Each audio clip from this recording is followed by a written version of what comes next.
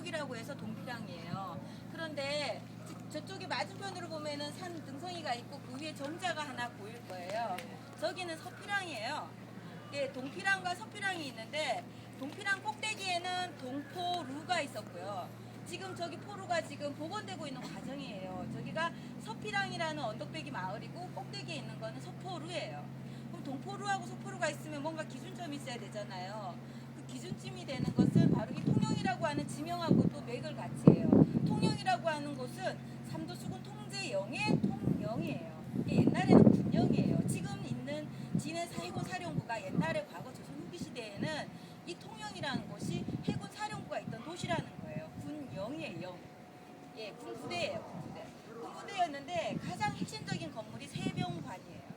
세병관은 지금 여기가 조금만 넘어가면 보이니까 제가 거기 가서 저게 세병관이라고 말씀드릴 텐데 세병관이 앉아 있는 자리 뒤에가 산이 있어요. 우리가 원래 보면은 뭐 자청령 우백호 이런 거 하잖아요, 그죠? 배산임수 할 때 뒤에 산을 끼고 있는데 그 산이 여황산이라고 해서 통영의 주산이에요.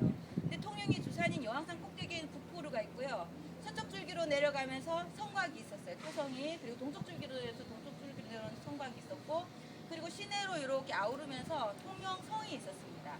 통영성이 있었는데 성곽 위에서 이제 서피랑 같은 경우에는 서쪽에서 저쪽에 피랑 이게 루라고 하는 것은 막루잖아요. 멀리에서 어떤 상황들을 갖다가 관찰하는 곳이잖아요, 그죠? 전망대이기도 하면서 그 서피랑 꼭대기까지 올라와서 거기엔 서포루가 있었고요. 이쪽 동피랑 동포루가 있었어요. 근데 이거는 뭐냐면 지금 서피랑이 복원되고 있는 과정이잖아요. 서포루가 복원되어 지금 완성된 건 아니거든요. 근데 동피랑도 동피랑 꼭대기에 있는 동포루를 복원할 계획이었어요.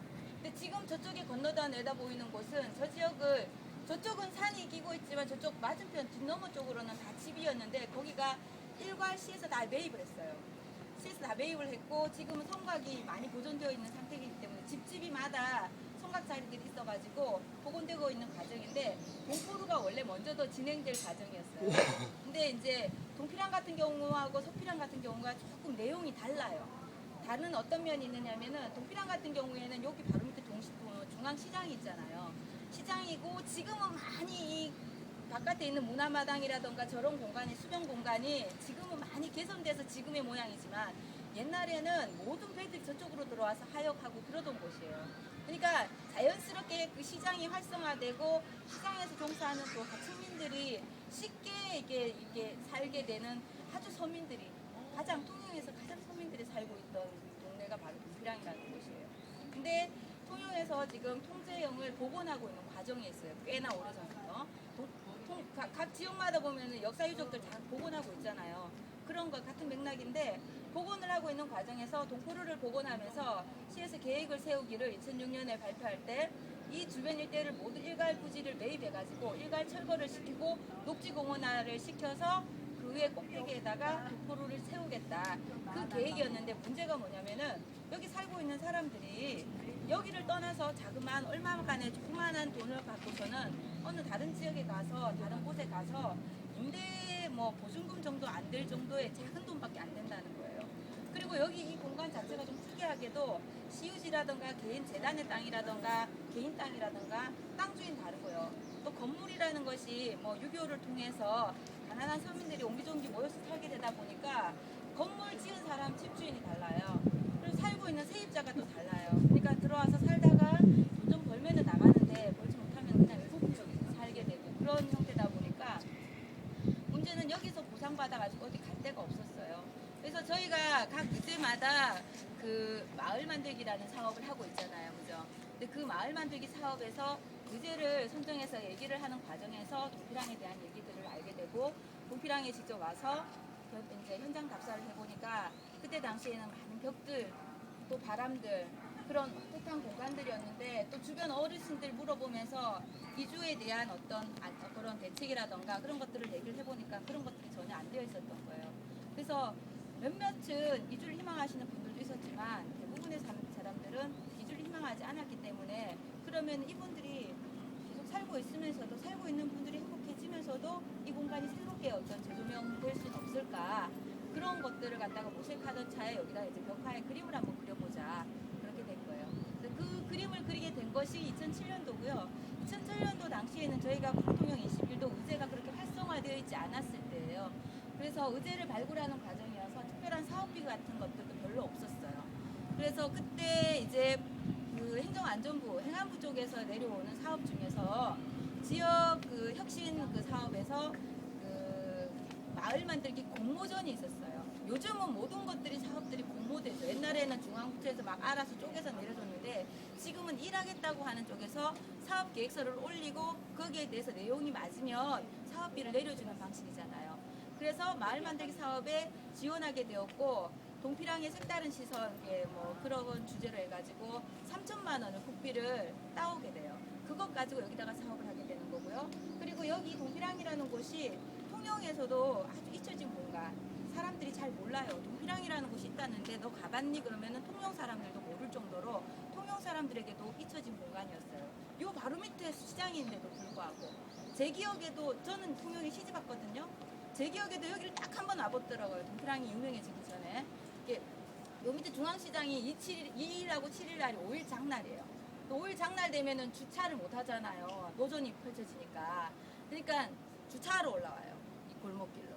그래갖고 한번 딱 따라와 본 적 있고 그 이후에 이게 동피랑이라는 이름 자체도 모르고 살았는데 그러면 이 지역 주민들한테 이 동피랑이를 먼저 알려내야 되잖아요.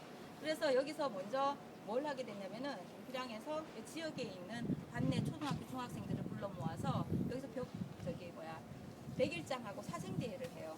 이 공간, 이 울타리 밑에 저런 데다가 애들 다 앉아가지고 그림을 그리고 시를 쓰고 소설을 써냈어요. 그런 내용들은 지역의 언론에서 다시 다 홍보해내고 결과물들에 대해서 공유를 했어요. 그리고 여기에서 음악회 같은 작은 음악회 같은 것들도 하고요. 그리고 가장 결정적인 거는 이제 2007년도 10월 달에 여기서 2주간에 걸쳐가지고 벽화전을 하게 되는데 보통 지역에서의 어떤 이런 그림 사업 같은 것들을 하게 되면 지역하고 같이 연대가 돼서 하면 좋잖아요. 당연히 먼저 그게 떠오르고 그렇게 하려고 했어요. 근데 생각보다 전업 작가들이신 작가분들하고의 어떤 소통이라는 것이 그렇게 원만하지는 못했어요. 그러니까 뭐 생각들이 달라요. 그림을 그리시는 분 입장에서는 벽화라는 것 자체가 되게 다시 대단히 이질적인 어떤 작업이고 또 통영이라고 하는 것이 워낙에 예향이다 보니까 어떤 일정 수준의 어떤 그런 기대치들도 있게 하니까 그런 것들 때문이었는지 몰라도 잘 안 됐어요. 그래서 결국은 어떤 공모전 형식을 취하게 됐어요. 전국 벽화 공모전 제1회. 그래서 그렇게 돼서 전국에서 왔어요. 그래서 처음에 홍보해내는 과정이 각 그 대학 미술대학에 가서 이제 사이트에다가 올렸어요. 통영에서 이런 행사를 하니까 와서 한번 참여해달라. 그렇게 해서 올려서 이제 첫 번째 대회 때는 19개 팀이 왔어요. 그래서 뭐 저기 강릉에서도 오고 서울에서도 오고 대전에서도 오고 부산에서도 오고 그렇게 각 지역에서 왔고요. 첫 번째 학생 그래서 첫 번째는 아무래도 그림들이 젊은 학생들의 그림이 많았어요. 그리고 일반인도 있었고 예외적으로 전업 작가 한 분이 울산에서 갤러리를 가지고 있으신 분이 직접 참여해서 그림을 그린 게 있어요. 지금도 동피랑을 찾아보면은 동피랑에 꿈이 살고 있습니다라고 하는 큰 글이 있었어요. 지금은 지워졌는데 그 그림이 이제 원래 한글 가지고 전문적인 작업을 하시는 거예요. 그 김반석 작가께서 직접 작업을 하신 것도 있었어요. 그래서 첫 번째 했는데 생각보다 이 그 반향이라고 하는 것이 엄청나게 빠른 속도로 왔어요. 이게 처음에 저희가 벽화전을 할 때 블로거들이 한 2팀 있었다고 해요.